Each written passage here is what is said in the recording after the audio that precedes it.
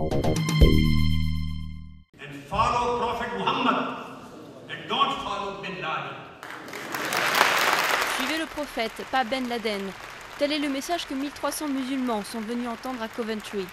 Pendant 3 jours, l'université Warwick a accueilli le camp antiterrorisme Al-Hidayah, qui signifie conseil ou ligne de conduite. Objectif : empêcher les jeunes de se radicaliser, leur offrir une alternative au discours incitant à la violence.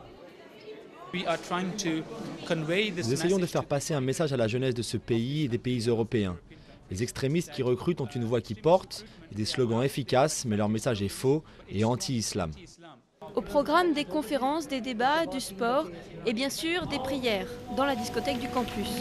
Car la dimension spirituelle du camp est aussi importante que l'enseignement idéologique. Dans l'auditorium comme à la prière, hommes et femmes sont séparés. Pour eux, Tahir Ul-Qadri, éminent érudit pakistanais, est un guide spirituel. Mais ses propos sont sans ambiguïté.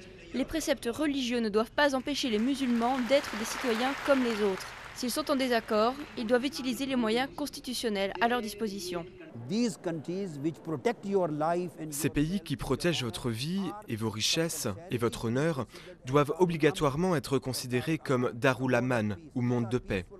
Ce sont des pays pacifiques, donc vous n'avez pas le droit de devenir des terroristes contre ces pays ou de commettre aucun acte de violence contre ces sociétés.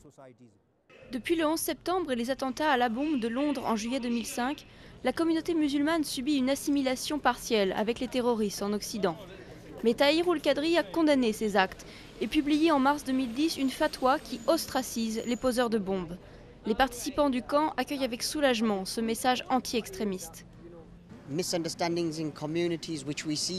a des incompréhensions dans nos communautés et nous y faisons face tous les jours. Ce discours clarifie les choses. Donc quand je serai de retour dans ma communauté, j'ai un salon de coiffure avec toutes sortes de clients, je pourrai expliquer ce que l'islam dit vraiment.